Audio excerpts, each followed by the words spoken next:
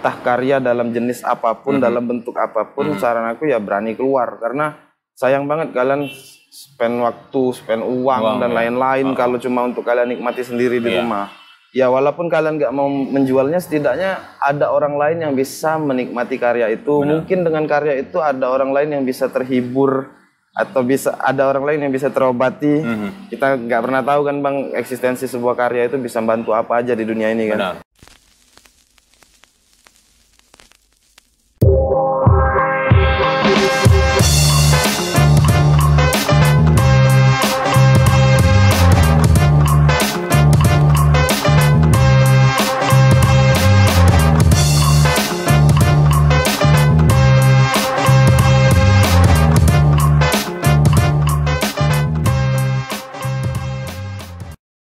Yo, jumpa lagi bersama saya Toel di channel kehangatan kita Palembang Subkultur.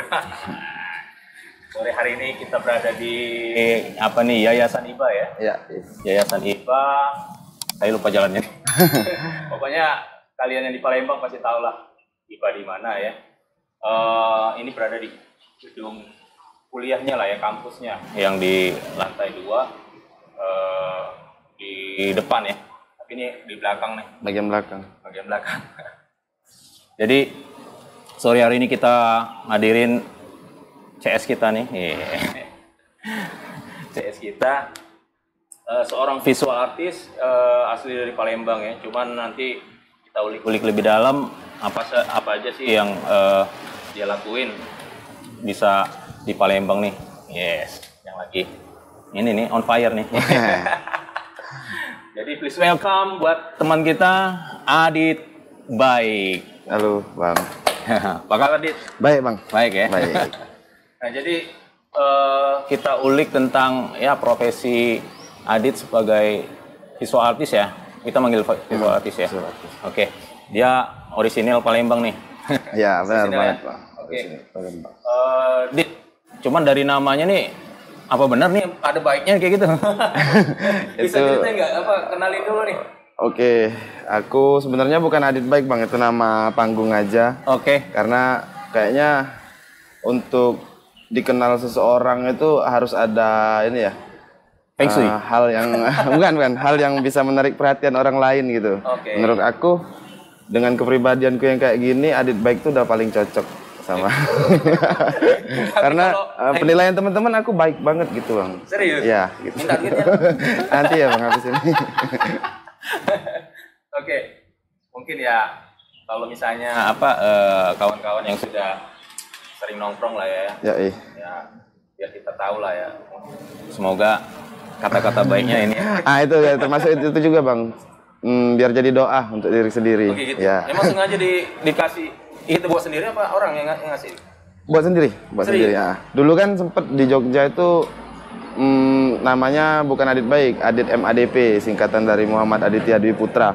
Nah, ketika udah geser ke Palembang kayaknya nama MADP itu udah nggak kepake lagi. Jadi aku iseng aja buat nama Adit Baik. Ya tujuan utamanya itu biar setiap orang yang panggil Adit Baik itu jadi doa buat aku sendiri gitu. Oh gitu. Kita doain buat orang juga ya? Iya. Boleh. Jadi Dit, cuman nggak tahu ya tahun berapa udah balik ke sini dan sekarang sibukannya apa sih? Aku tamat kuliah di Universitas Negeri Yogyakarta jurusan Seni Rupa itu tahun 2019 Bang. 2019. Awal tahun 2020 pulang ke Palembang. Terus mulai berkiprah di bidang visual artis lagi itu di tahun 2021 awal. 2021 awal, selama 2020 awal sampai akhir itu aku emang nggak mau ngapa-ngapain dulu karena menyesuaikan dulu, terus mengenali medan perang di Palembang ini kayak gimana. Nah, sekarang itu kesibukannya aku ngajar. Jadi guru di sekolah Kusuma Bangsa, ngajar SMP sama SMA-nya. Terus jadi visual artis, aktif di studio di Good Compound, Cafe Satwika lama. Sekarang kan udah ganti nama jadi Good Compound. Di sana aku ada studio bareng teman-teman namanya PE Garage, Painting Everything Garage. Jadi di sana aku menjadi tempat untuk teman-teman berproses kreatif di sana. Jadi kesibukan sekarang itu ngajar sama tetap berkarya gitu. Berkarya ya. Nah, sedikit flashback ya, Dit ya. Tadi kan bilang 2020 ya, mulai pulang ke sini. Pulang sini ya, tapi 2021 baru mulai lagi. Ngadaptasi lagi ya. Nah, jadi kalau misalkan ini nih kita pilih UNY nih ya, itu di jurusan apa tadi seni ya? Seni rupa, pendidikan seni rupa. Pasti kan tahu kan arah setelah kita tamat itu kan kita mau ngapain? Apa memang tadi kan tujuannya mau ke Palembang lagi? Apa sudah terpikirkan? Oh, awalnya tuh kenapa pulang? Sebenarnya udah settle di Jogja, Bang. Udah settle di Jogja, berkarya di Jogja. Udah nyaman lah di Jogja dengan apapun susah payah atau mudahnya. Di sana tuh udah enak banget, tapi orang tua kebetulan pengennya aku di Palembang bareng-bareng keluarga gitu. Jadi pas pulang ke Palembang ini ya menganalisa lagi, Bang. Apa sih yang bisa aku lakuin? Ya berhubung jurusan yang aku tempuh itu pendidikan, jadi punya akses untuk menjadi guru, aku manfaatin itu jadi guru, terus sampingannya tetap jadi visual artist. Iya, tetap jalan. Kayaknya sampai kapanpun aku tetap kayak gitu, Bang. Gak mungkin ninggalin bidang yang visual artist ini karena hasrat berkaryanya kayaknya untuk sekarang ya belum berkurang sedikit pun. Gitu. Nah, ini kan Dit ini kan ke seni rupa nih, mungkin jurusan lagi ya ada untuk di seni lukis ya? Ya, betul. Majornya seni lukis. Nah, ini nih salah satu nih. Ini papan longboard ya, benar ya? Ya skateboard juga lah ya. Nah, ini salah satu karyanya nih. Nah, Dit, kita agak flashback lagi lah, Dit. Karena aku penasaran nih kayak gitu kan. Masih orang kalau ngelukis ini kan ada arah-arahnya nih kayak gitu kan. Nah, jadi apakah langsung muncul di pas di kuliah itu kita mau ngelukis kayak kalau yang kayak legend tuh kayak Avandi kayak gitu kan abstrak kan gitu kan. Nah, ini sudah ada nggak yang pas di kampus itu sudah mulai langsung mainstreamnya kemana kayak gitu? Oh, lo itu berarti ngomongin identitas karya ya, Bang? Identitas karya berarti gimana menciptakan karakter dalam penciptaan karya kita. Ini karakter ini tuh terwujud di tahun 2017, Bang. Di tahun 2017 aku lagi menempuh mata kuliah patung. Jadi pas di kos tuh mainan lempung kan, Bang. Mainan lempung buat bahan patung.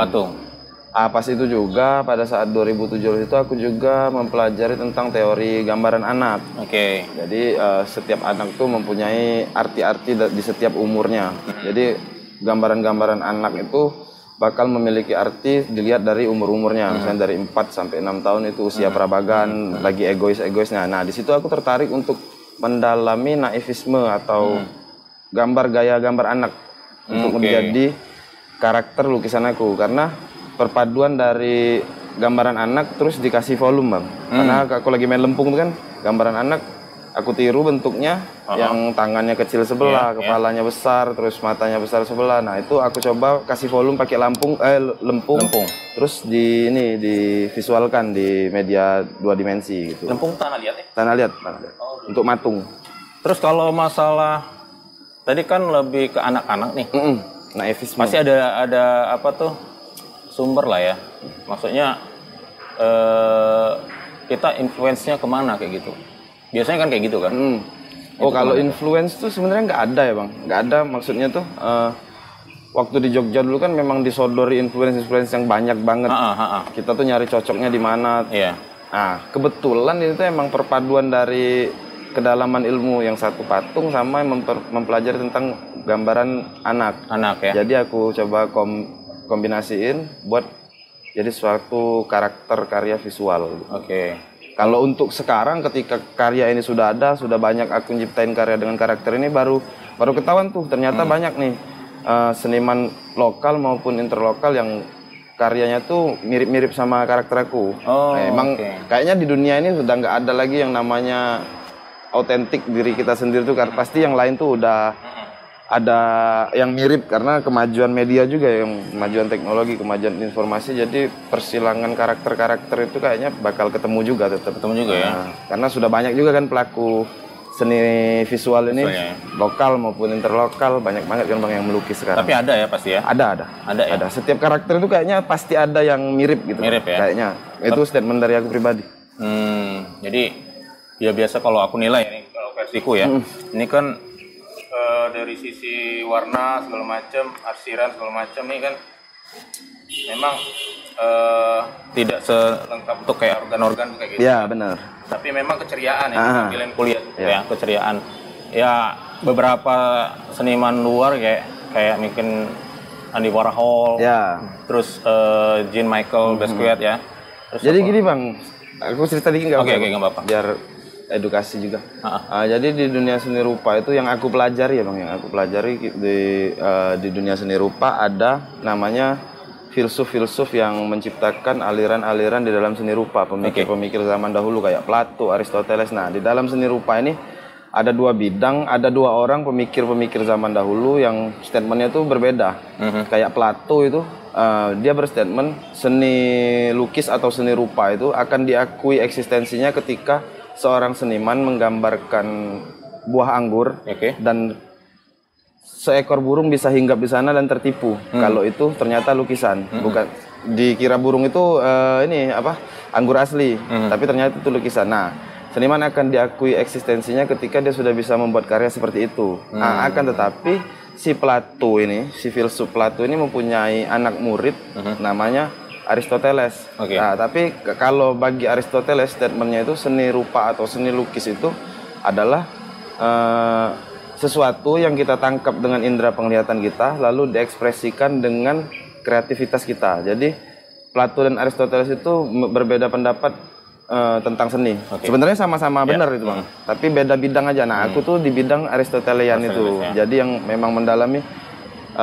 menggambar sesuatu yang memang belum ada, yang belum bisa kita tangkap dengan visual kita sendiri gitu. Jadi ekspresi atau mengekspresikannya itu dengan gaya-gaya kayak gini gitu.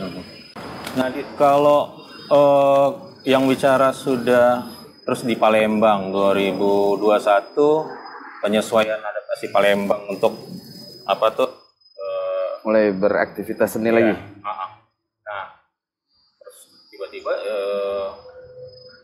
jadi guru ya. Itu ngelamar atau kayak mana tuh? Kebetulan ini teman yang sudah ngajar di Kumbang itu kakak. Kakak tingkat di kampus dulu, terus dia ngajar di Kumbang, ngabarin kalau butuh guru di SMP.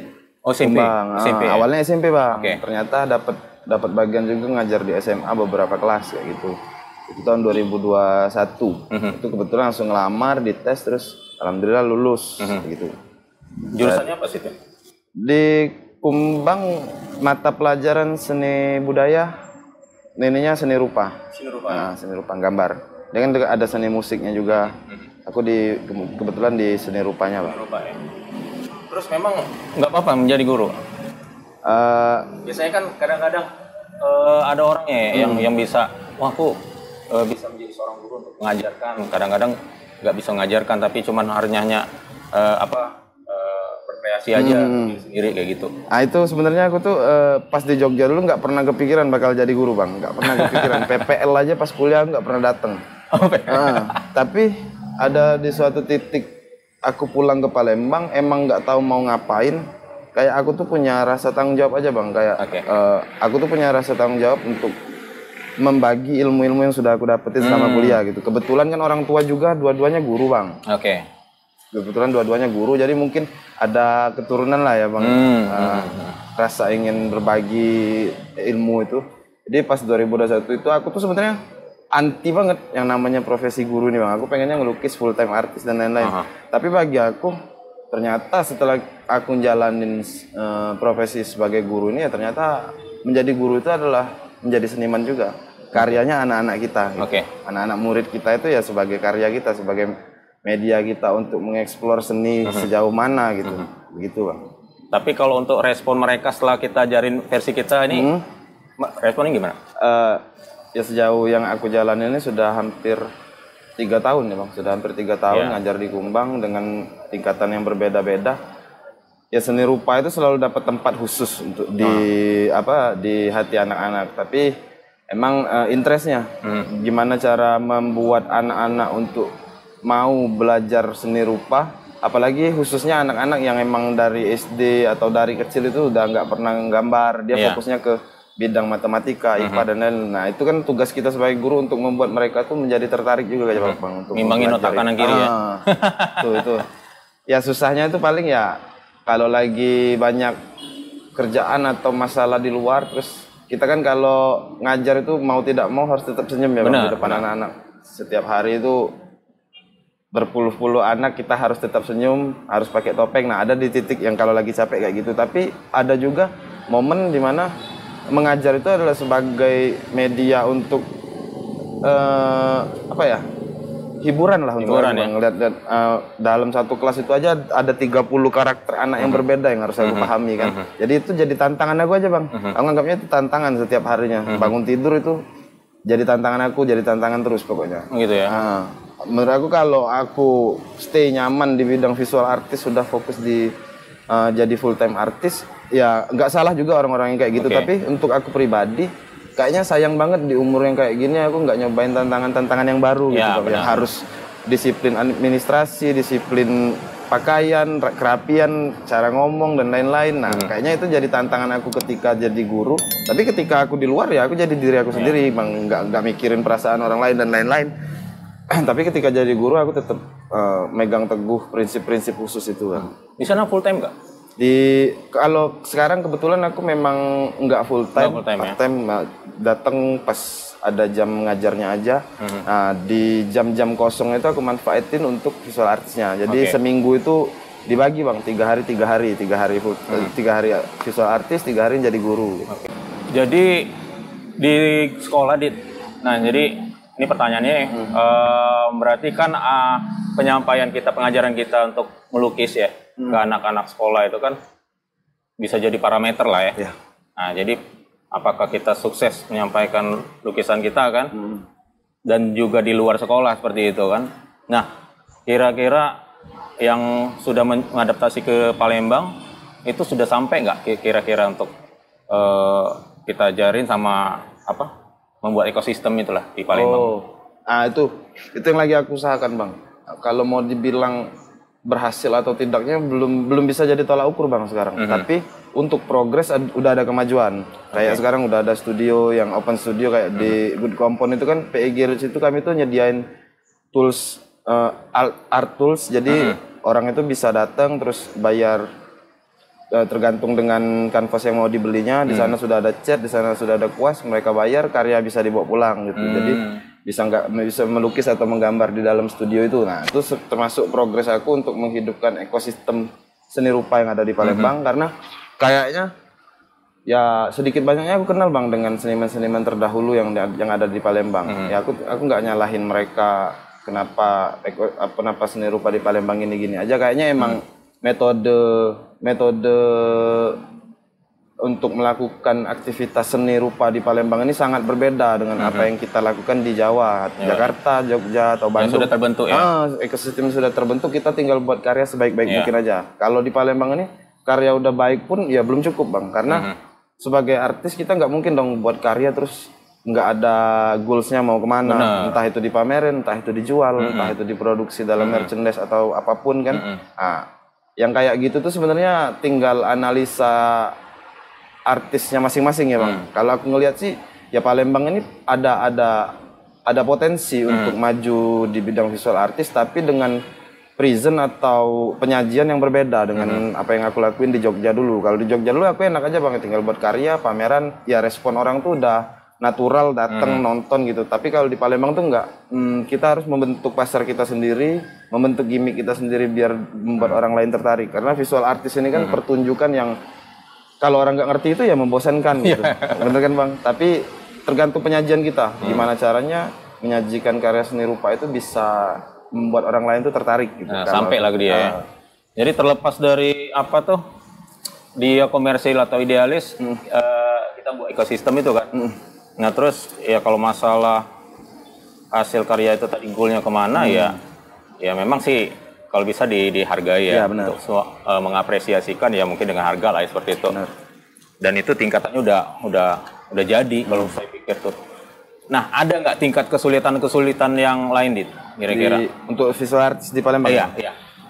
Kesulitannya tuh kalau dari teman-teman pelaku juga atau dari apapun itu kayaknya nggak ada bang, sama-sama support yang aku alami ya bang, sama-sama support, terus emang bareng-bareng, pengennya bareng-bareng.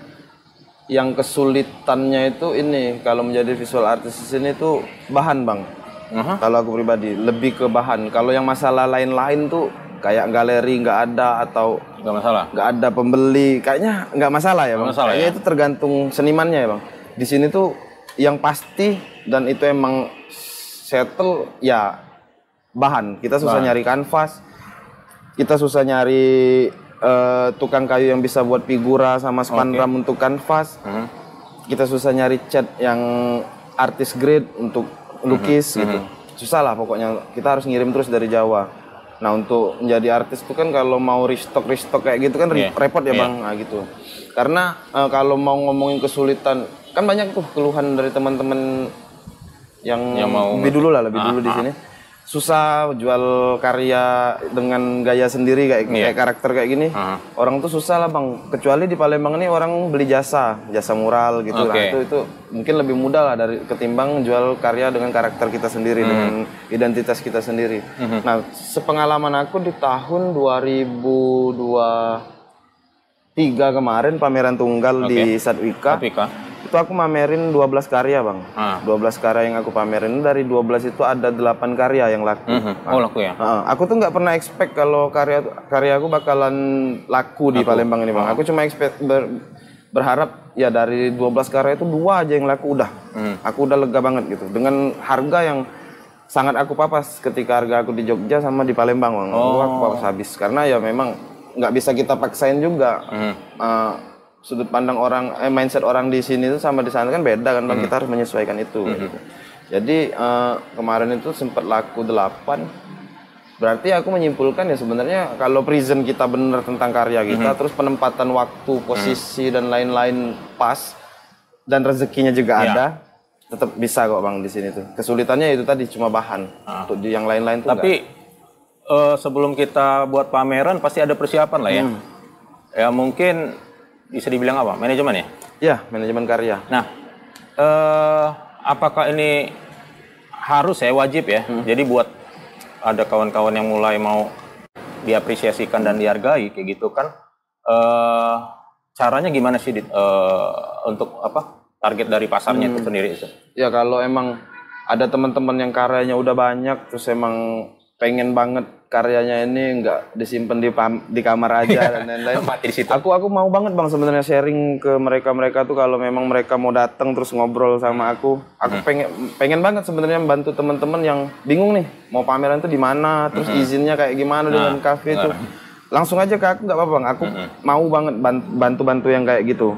Karena kan manajemen sebuah karya itu kan ya nggak aku pungkiri kalau teman-teman pelukis di Palembang kesulitan ya nggak salah mereka karena itu bidang ilmu yang udah beda bang. Manajemen karya sama menjadi pelukis itu sudah beda banget. Kebetulan aja aku di Jogja dulu punya temen yang bisa memanajemen karya dan bisa melukis juga. Jadi aku serap ilmunya tuh gimana. Karena pas pameran tunggal kemarin kan itu bener-bener aku sendiri sama dibantu teman-teman dari ya banyak lah, dari Painting Everything, dari spektakel juga bantu, dari Satwika-nya juga bantu. Ya banyak lah support system yang aku dapetin di Palembang ini. Kalau ada teman-teman yang pengen kayak gitu juga aku sangat open banget bang buat bantuin mereka, terus ngasih apa pengalaman-pengalaman yang aku punya tuh mau banget aku. Tinggal datang aja ke studio. Ini pertanyaannya agak ini ya, di apa sih tuh? Kalau bayanginnya, waduh kayak gitu. Jawabannya pasti aduh. Iya. Ya kan sekarang kan teknologi maju nih. Dengan adanya AI itu seperti apa sih? Dengan adanya AI ya bang. Aku sama sekali nggak ke-trigger sedikit pun dengan AI bang. Karena AI itu apa ya? Aku kan sempat main juga NFT bang. Sempat main NFT juga, sempat produksi NFT juga. Dengan karakter ini juga? Iya, enggak beda. Beda. Aku kemarin ngangkat tentang mental health. Mental health, kesehatan mental. Ya aku tahu gimana apa ya regulasi perputaran kripto itu kayak gimana. Kan AI itu keluar ketika sedikit menyenggol visual artis itu awal-awalnya itu di NFT kan bang. Sebenarnya udah lama ya AI ini. Tapi untuk di bidang lain, untuk di bidang seni itu ketika NFT lagi booming-boomingnya AI main kan bang. Aku sama sekali nggak ke-trigger karena sebuah karya lukis itu nggak bakal kalah eksistensinya dengan apapun, Bang. Karena itu tercipta dari tangan sendiri. Emang dengan visual yang bisa kita lihat dengan mata telanjang, ya banyaklah faktor-faktor atau aspek-aspek yang tidak bisa dipenuhi oleh AI yang jika dibandingkan dengan karya-karya yang dibuat oleh manusia langsung. Aku sama sekali nggak ke-trigger kalau AI. Malah membantu, Bang. Menurut aku malah membantu kalau kita tergantung dari sudut mana kita ngelihat ya, Bang. Kalau mikirnya enak banget sekarang ngetik jadi karya ya nggak gitu. Yang kamu jual itu bukan visual sebenarnya. Story di balik karya itu apa gitu. Kamu itu siapa kayak gitu. Ya nggak mungkin lah seorang manusia bisa kalah dengan komputer atau teknologi itu ketika eksistensi manusia itu memang terbukti gitu, Bang. Kecuali dia artis yang ya kita nggak tahu gimana eksistensinya dan lain-lain kan. Orang mau beli sebuah karya itu kan lihat dari histori karya itu, terus eksistensi artisnya juga kan, banyak aspek yang mau dilihat gitu, Bang. Benar. Sebenarnya sih masing-masing orang, misalnya yang penikmat karya itu kan tahu lah ya. Kalau misalnya pelukis itu kan dia yang seperti dibilang kan, dia tahu nih bedain mana yang hasil karya grafis di komputer atau AI kan. Pasti. Kalau ngelukis ini kan banyak kan melalui curahan hati. Ya, banyak. Emosi atau apa lagi gitu kan. Benar. Dia pasti tahu lagi gini kan.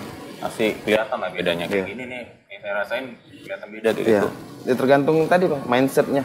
Kalau mindsetnya AI itu ganggu ya selamanya dia berpikir AI itu ganggu banget untuk merugikan banget. Padahal ya enggak, malah menguntungkan menurut aku pribadi, Bang. Gitu ya? Membantu malahan. Nah, Dit, mungkin yang pertanyaan terakhir nih. Harapan ke depan sebagai visual artis di Palembang tuh apa? Harapan ke depan. Bukan sarapan ya? Apa ya harapan ke depan? Harapan ke depan tuh semakin banyak pelaku visual artis, terus teman-teman tuh berani keluar, berani memamerkan karyanya, entah itu karya apapun ya. Aku nggak ngomong karya bagus atau jelek, tapi entah karya dalam jenis apapun, dalam bentuk apapun, saran aku ya berani keluar. Karena sayang banget kalian spend waktu, spend uang dan lain-lain kalau cuma untuk kalian nikmati sendiri di rumah. Ya walaupun kalian nggak mau menjualnya, setidaknya ada orang lain yang bisa menikmati karya itu. Mungkin dengan karya itu ada orang lain yang bisa terhibur, atau bisa ada orang lain yang bisa terobati. Kita nggak pernah tahu kan, Bang, eksistensi sebuah karya itu bisa bantu apa aja di dunia ini kan. Tunjukin lah, berani keluar. Kalau emang mau pameran, bingung mau pameran gimana, ya datang aja ke studio Painting Everything yang ada di Good Compound, bisa ngobrol-ngobrol, bisa kita coba cari solusinya gimana karya-karya itu dipamerkan. Sama sekali nggak ada niat untuk menggurui, tapi emang aku membantu teman-teman visual artis yang ada di Palembang ini, karena kayaknya banyak teman-teman yang bingung mau nanya kemana. Terus ya aku agak menyinggung DKP, DKSS ya. Kayaknya eksistensi mereka itu aku nggak kerasa sama sekali, Bang. Aku nggak kerasa sama sekali. Mereka ada, tapi aku apa ya? Kayak ya guna mereka tuh apa gitu. Guna mereka tuh apa? Di bawah pemerintahan atas nama seni, megang Dekranasda, megang galeri, tapi eksistensi mereka itu di bidang seni ya. Walaupun dengan kesibukan mereka atau apa. Ketika mereka sudah di posisi itu, berarti mereka tuh punya tanggung jawab untuk memajukan seni rupa dan ya seni budaya di Kota Palembang lah, Bang. Tapi aku sebagai pelaku yang nggak pernah kerambah oleh mereka. Kebetulan mereka datang pas aku pameran tunggal kemarin. Ya aku singgung lah. Ya sebenarnya pameran tuh nggak harus di galeri. Kan yang dikeluhkan mereka tuh galeri nggak ada. Ya pameran tuh nggak perlu galeri. Kita di lapangan bola pun bisa. Di zaman era kontemporer ini ya nggak usah kaku gitu.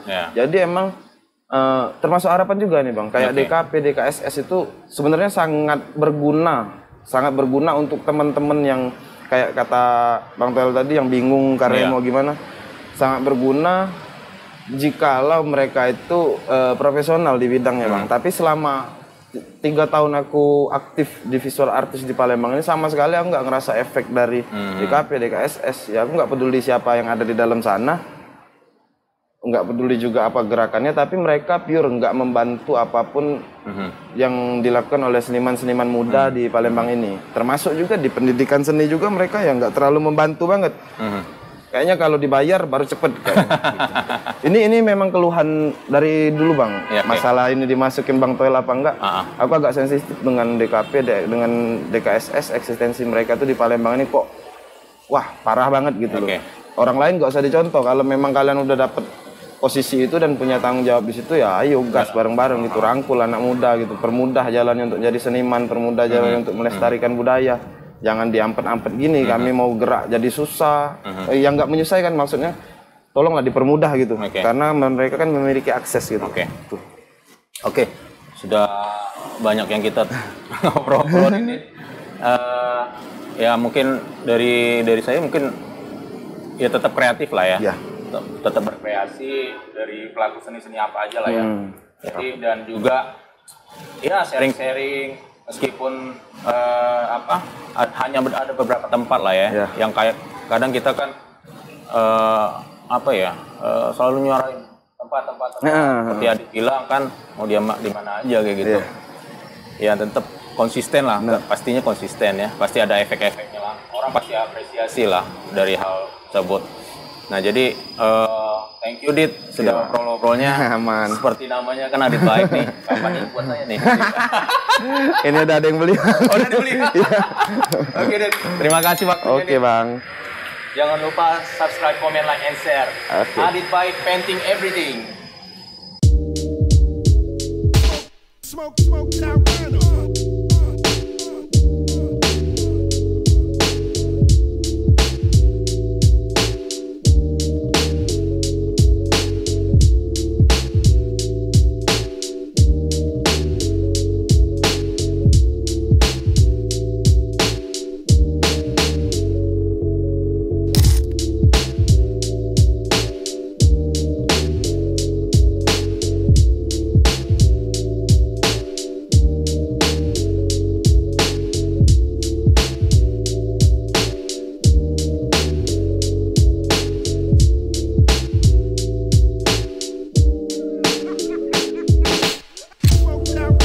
melukis mantap. Oke, mantapnya mana?